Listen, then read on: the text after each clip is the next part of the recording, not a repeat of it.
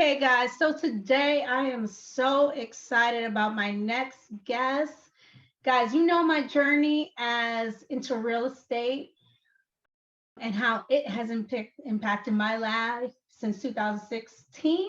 I don't know, it's only been 3 years, and how I moved past my working a full time job with the city to get into real estate and buying my own home, and now developing my career as an entrepreneur. And that's why Black Ladies in Action was birthed. Well, today I have a true OG of real estate. She is a millionaire. She calls her academy the Millionaire Mindset. I've been following her for a while now, and I am a part of one of her new programs she just launched. I'm gonna get into it. We're gonna tap into it. Roberta Hoskie. We have Roberta Hoskie with us. I know a lot of you, if you're a Black female entrepreneur, you've heard of her because of the wonderful things she's done with real estate. But we have her for a short time. We're going to get into her story, and I'm so excited to tell you all the things that she has coming up. But if you don't know about her, she's a real estate broker, media personality. It's been on the radio for a few years. And she is the founder and CEO of the Outreach Realty Services and Outreach School of Real Estate. And she recently has launched 1,000 Black Families, a program dedicated to stopping the a program dedicated to stopping poverty in Black communities and from generations to come. Roberta, I hope I did you well. Hey, Melissa. Yes, you were fine. You were fine. Thank you. Thank you. Thank you for the introduction. No problem, no problem. All right, I'm Yeah. so excited to have you. I know a lot of entrepreneurs follow you. A lot of my followers follow you because of all the things you've done in real estate. But I love to stop. Let's start from the beginning, just to give all my Okay. people your real estate journey. How did you even Mm. start into getting into real estate? I have your bio, but I need my followers to know. Oh, it's okay. Actually, Melissa, it's funny. Like the real estate, as I broken, I had to go down memory lane, and I had to really like think about my story as I talk about how to break the poverty curse. For those of you who don't know me, I have two companies worth millions, but at one point I was I was homeless. I was a teenage single mother at 17. I was on welfare. I had food stamps. So to that journey of how to break poverty was one that is a powerful story, but I had to really reflect and say, what was it? My first real estate transaction, which many people know, yielded me over a $250,000. So it, yeah, right. It was life changing. The actual number is $337,000 that it yielded me, but I like to say over $250,000. It just rolls off a little bit better.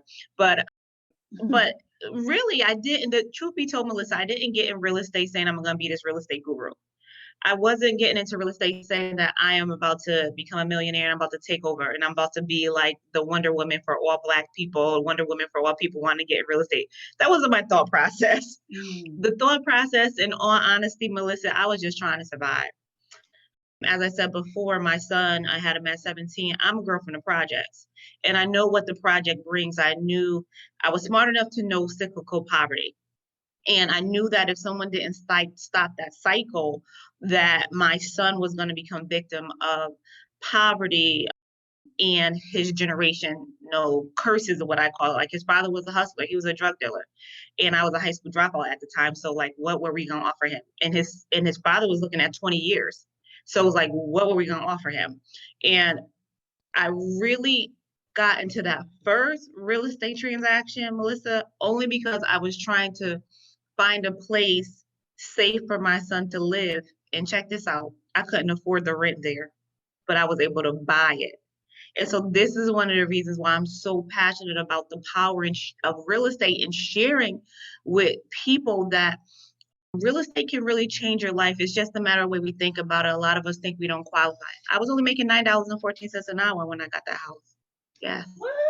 It's just yes, yes, yes. It's just the type of house that you purchase. So many I probably would have got a denied for a single family house. I'm sure I would have got denied, but because it was a multi-family house, that multifamily house, you mortgage brokers or lenders use a percentage of the income coming in to add to your annual income. So it boosted my income up so that it made it so that I qualified to purchase that house. So for me, it was just literally trying to say, okay, what can I do so that my son is not in the projects?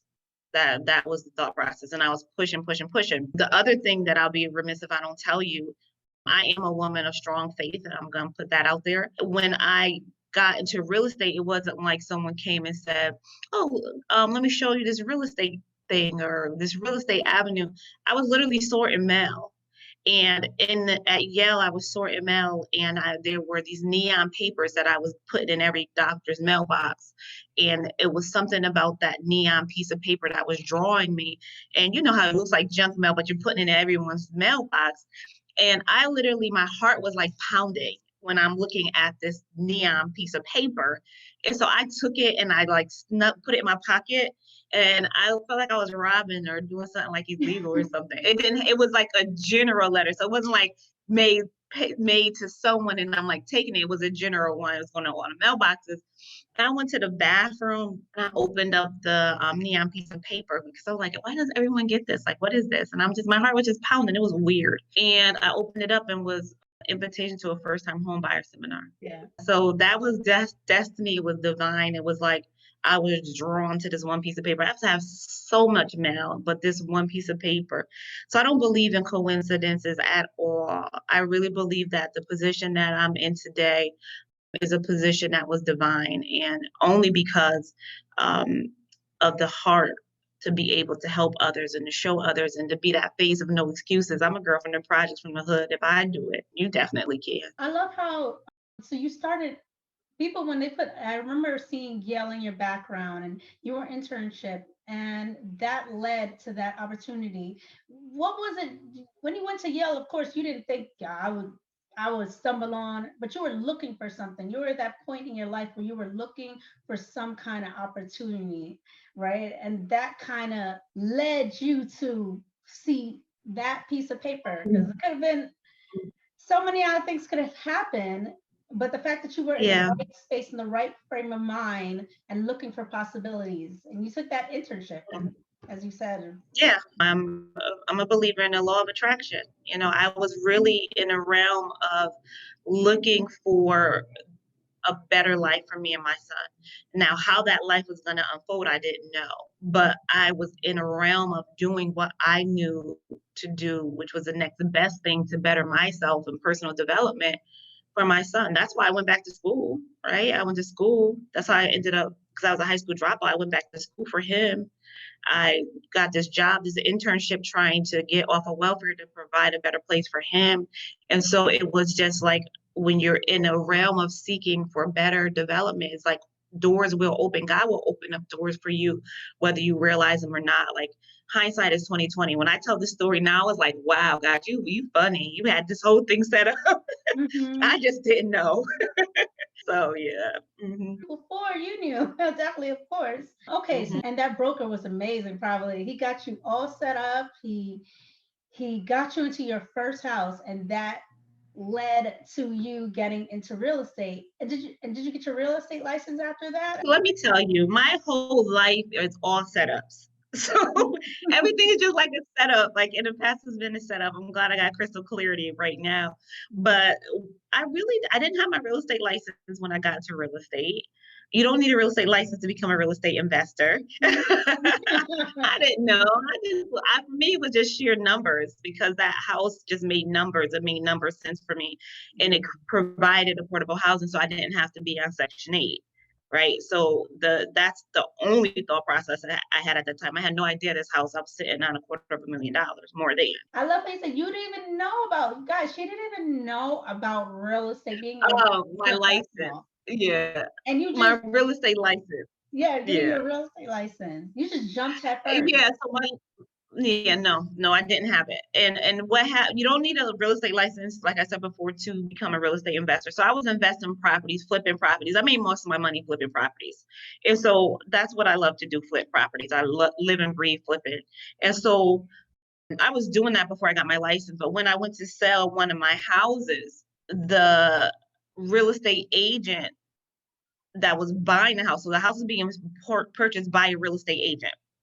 And she asked me if I can rent out the unit for her because I had a vacancy. And I said, sure, because for me, it was something that just came natural. Okay. And so when I rented it out, she said she'll give me a half month commission. And I was like, cool, that's fine because this is something that I just do. So I did what I had to do, rented out the unit, sent her an invoice for the half month commission, and then she told me she couldn't pay me. I was like, what? Now, mind you, I'm a girl from the hood. I'm trying to, like I'm Yeah. still got some residue, so don't play with my money, right? And so, so I'm like, girl, please, you gotta give me my money.